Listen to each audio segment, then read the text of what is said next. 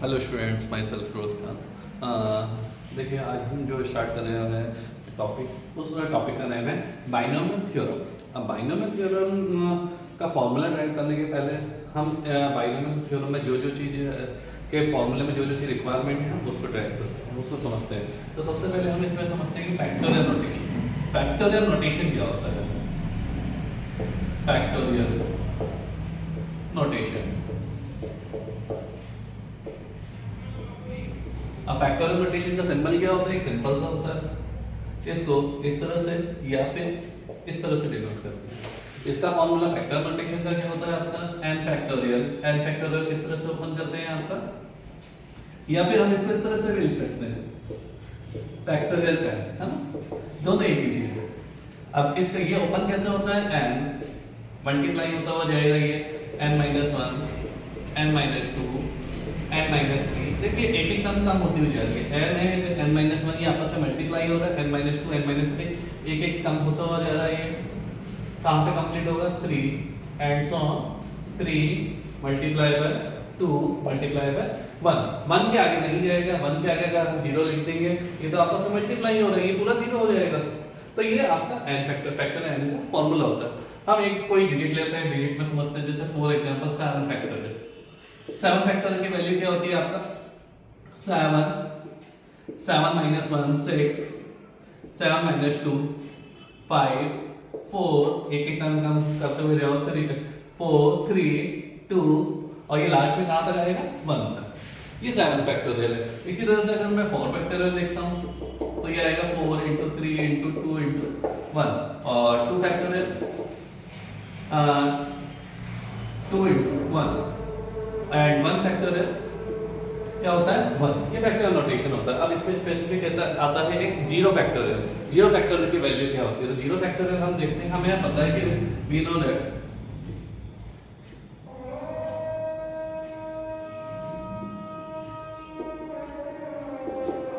n factorial का formula ये होता है। सो n फैक्टोरियल का हम क्या लिख सकते हैं? n factorial equal n multiply by n - 1 का होल फैक्टोरियल। n - 1 का होल फैक्टोरियल को ओपन करोगे तो यही आएगा आपका। n - 1 से लेकर 1 तक यहाँ तक आएगा आपका n फैक्टोरियल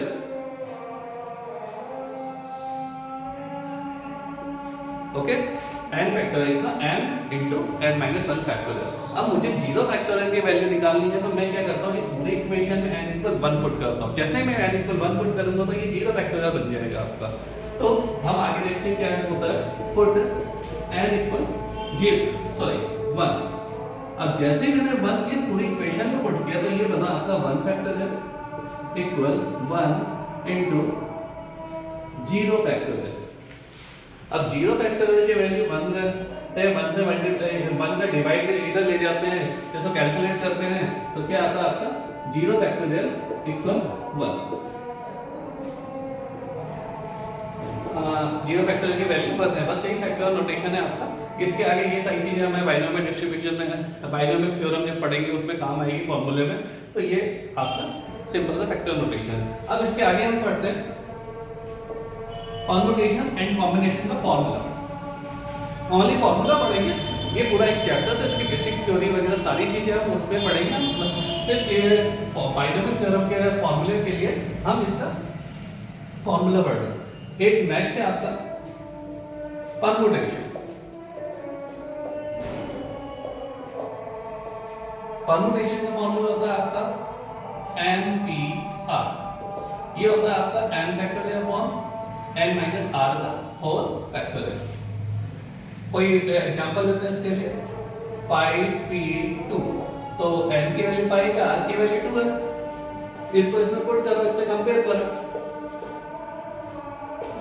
तो ये आएगा आपका 5 फैक्टोरियल अपॉन 5 - 2 फैक्टोरियल का होल फैक्टोरियल। ये आया आपका 5 फैक्टोरियल अपॉन 5 - 2 कितना आया? 3 फैक्टोरियल।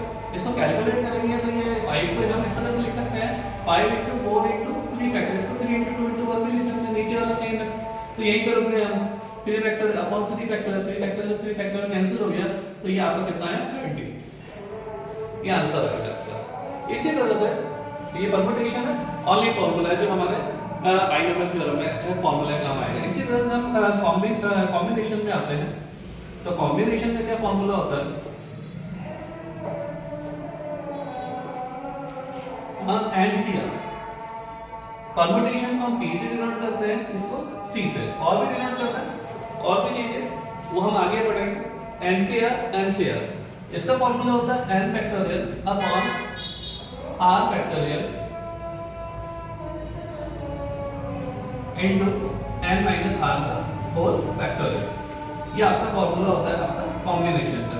फॉर एग्जांपल हमने लिया 5C2, तो इसको हम अगर इसमें पुट करते हैं इस फॉर्मूले में, n की वैल्यू 5, r की वैल्यू 2, तो ये आएगा 5 factorial upon r factorial 2 factorial 5 minus 2 factorial, यानी कि 3 फैक्टोरियल। इसको सॉल्व करेंगे 5 into 4 into 3 फैक्टोरियल और 2 into 1 2 होगा, और ये 3 फैक्टोरियल आ ही रहा है, 3 फैक्टोरियल कैंसिल, कितना है आपका 20/2 10 इसका आंसर। ओके, ये कॉम्बिनेशन है। अब इसके आगे हम बाइनोमियल एक्सप्रेशन पढ़ते हैं।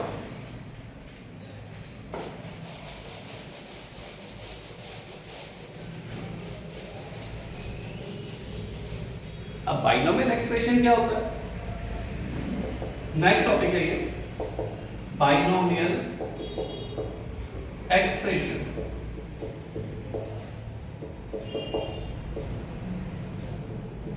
अब बाइनोमियल एक्सप्रेशन क्या होता है? इसकी डेफिनेशन क्या होती है? N algebraic equation contain two distinct term, अलग अलग टाइप के, अलग अलग डिस्टिंक्ट हो, सेम ना हो, contain two distinct term is called binomial expression. अब इसका फॉर एग्जांपल हम लेते हैं, जैसे for example x cube plus 1/x³, ये दोनों अलग अलग है, ये प्लस के ही फॉर्म में रहेगी, तो ये बाइनोमियल एक्सप्रेशन है। बट जैसा ही मैं लिखता हूं x³ प्लस 3x³, ये दोनों, ये 1x³ है, ये 3x³ है, ये कंप्यूट होकर के 4x³ बनेगा, तो ये क्या होगा? ये बाइनोमियल एक्सप्रेशन नहीं आएगा। ये बाइनोमियल दोनों अलग अलग टर्म होनी चाहिए, थोड़ी सी भी अलग हो लेकिन अलग होनी चाहिए। ये है, ये 1x³ है, ये 3x³ है, तो ये 4x³ हो गया, तो एक ही टर्म बनी, इसमें दो टर्म है। ओके, इसी तरह से x⁵ प्लस y⁵, ये भी क्या है? बाइनोमियल एक्सप्रेशन है। अब हमें कुछ बाइनोमियल एक्सप्रेशन के एक्सपांशन पढ़ रखे हैं। क्या क्या पढ़ रखा अपन ने? Expansion of binomial expression. अब एक्सपेंशन का क्या क्या पढ़ रखा हमने? a प्लस बी का होल स्क्वायर। अब a प्लस बी का होल स्क्वायर हमें पता है a² plus 2ab plus b²। ये तो हमें पता है, 9 10 में हमें पढ़ाया जाता है a प्लस बी का whole square a² plus 2ab plus b²। ये है। अगर मैं b की जगह अगर मैं माइनस b पुट कर देता हूं, तो इस पूरी इक्वेशन में a माइनस b का होल स्क्वायर का फॉर्मूला बनेगा, b पूरे इक्वेशन माइनस b रखूंगा तो यहाँ पे माइनस आएगा, माइनस b का स्क्वायर प्लस b² ही आएगा। ये आपके a plus B and a minus b का हमें आता है। इसी तरह से अगर मैं a प्लस बी का होल क्यूब करता हूँ, ये भी हमें आता है, a³ plus 3a² b plus 3ab² plus b³ अब b की जगह मैं जैसे ही माइनस b पुट करूंगा तो ये पूरी इक्वेशन में माइनस b, तो a माइनस b का होल क्यूब का फॉर्मूला बन जाएगा। तो ये क्या बनेगा? b, जहां भी यार b की जगह माइनस b रखा तो a³ minus 3a² b minus b का स्क्वायर प्लस b² ही आएगा, माइनस b का क्यूब माइनस आएगा। ये आपके a माइनस b का होल क्यूब आ गया। अब यहां तक तो हमने याद कर रखा है। अब अगर इसके अलावा अगर मुझसे ये पूछ लिया जाए कि a प्लस b की पावर 100 बताओ, तो 100 कैसे भाई? याद ही हमें a प्लस बी की होल पावर 4 तक हम फाइंड कर सकते हैं, या फिर मल्टीप्लाई करके हम निकाल सकते हैं, टाइम लगेगा। लेकिन a प्लस बी की पावर 100 में बहुत ज्यादा टाइम लग जाएगा। इसका एक्सपेंशन कैसे करेंगे? तो इसलिए हमें बाइनोमियल थ्योरम की रिक्वायरमेंट रही। ठीक है, अब हम इसके फॉर्मूला पे आते हैं कि भाई इसका एक्सपेंशन कैसे होता है।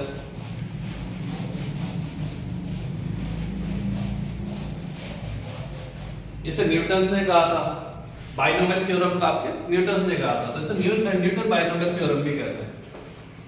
Okay, binomial theorem. अब मेन टॉपिक है आपका बाइनोमियल थ्योरम, जिसके लिए बाकी सारी चीजें अपन ने देखी कि हाँ ये चीज फॉर्मूले में रिक्वायरमेंट रहेगी कि बाइनोमियल थ्योरम आखिर क्यों रिक्वायरमेंट थी, यहाँ तक समझ में आ गया। अब बाइनोमियल थ्योरम, तो इसके लिए हम दो टर्म देते हैं x प्लस ए की होल पावर n। अब इसका एक्सपेंशन करना है हमें, तो एक्सपेंशन के लिए हम थोड़ा सा इधर थोड़ा सा देखते हैं। a प्लस बी का होल स्क्वायर, अब होल स्क्वायर है, दो टर्म है का होल स्क्वायर है, पावर 2 है, तो यहाँ हम टर्म देखते हैं a1 2 एंड 3। पावर 2 है तो 3 टर्म आ रही है। इसी तरह से अगर यहाँ पावर 3 है तो यहाँ कितनी टर्म आ रही है, 1 2 3 4। तो पावर 3 में 4 टर्म आ रही है, पावर 2 में 3 टर्म आ रही है। इसी तरह से जब हम पावर 4 पे आएंगे तो टर्म कितनी आएगी, पावर 4 का एक्सपेंशन करेंगे तो 5 टर्म आएंगे। इसी तरह से जब हम पावर n का एक्सपेंशन करेंगे तो टोटल टर्म कितनी आएगी, n प्लस 1 आएगी। अब इसी तरह से हम इसको थोड़ा सा देखते हैं ये कैसे बढ़ा, इसको देखते हैं। तो हम इसको इस तरह से भी लिख सकते हैं, 2c0 की वैल्यू 1 होती है, a की मैक्सिमम पावर 2, b की पावर 0, a की पावर 2, b की पावर 0। देखिए दोनों के पावर का सम कितना आ रहा है, 2 आ रहा है। फिर 2c1, a की पावर 1, b की पावर 1। a की एक पावर कम हो गई, b की एक पावर बढ़ गई, तो टोटल पावर कितनी हो गई, 1। a की पावर 2, a की पावर 1, फिर नेक्स्ट टर्म आएगी a की power 0, 2c0 2c1 2c2, a की पावर 0, b की पावर 2। तो टोटल अब जब इसको कैलकुलेट करते हैं तो यही चीज बन रही है, 2c0 की वैल्यू 1 होती है, a स्क्वायर b की पावर 0, b की पावर 0 किसी की भी पावर 0 कितना होता है, 1 होता है, तो a स्क्वायर 2, 2c1 2 होता है, ab प्लस b स्क्वायर, इसको कैलकुलेट कर 2c2 भी कितना होता है, 1 होता है, प्लस b स्क्वायर। इसी तरह से हम इसको भी ओपन कर सकते हैं, इसका भी ओपन करेंगे। अगर ये चीज नहीं, ये जो फॉर्मूला है वो इसी तरह से आया, इसका ड्राइव करने पे बाइनोमियल एक्सपेंशन से ही आया आपका। तो जब हम इसका एक्सपेंशन करेंगे तो आएगा 3c0 a क्यूब b की पावर 0, ये आएगा 3c1 a स्क्वायर b की power 1, 3c2 a cube a2 a की पावर 2 a की पावर 1 b की पावर 2, टोटल पावर 3 बन रही है। 3 a की पावर 0 b की पावर 3। इसमें देखिए टोटल टर्म कितनी बनी, 1 2 3 एंड 4। अब इसी तरह से हम बाइनोमियल थ्योरम का भी एक्सपेंशन करते हैं, तो ये आएगा आपका nc0 x की पावर n a की पावर 0 nc1 x की पावर n माइनस 1 a की पावर 1, टोटल पावर n होगी। इससे अपने गलती भी नहीं होगी, nc2 x की power n minus 2 a square nc3 x की power n minus 3 a cube plus and so on. क्या आएगा आपका, प्लस nc n, लास्ट में क्या आएगा, nc0 0 से स्टार्ट है, लास्ट ncn x की power n minus n a की पावर n। अगर इसके बीच में भी कई टर्म है फाइंड करनी है तो ये क्या आएगी, n, अगर r टर्म में लिखनी है ncr x की power n minus r a की पावर r, ये आपके बाइनोमियल थ्योरम होती है।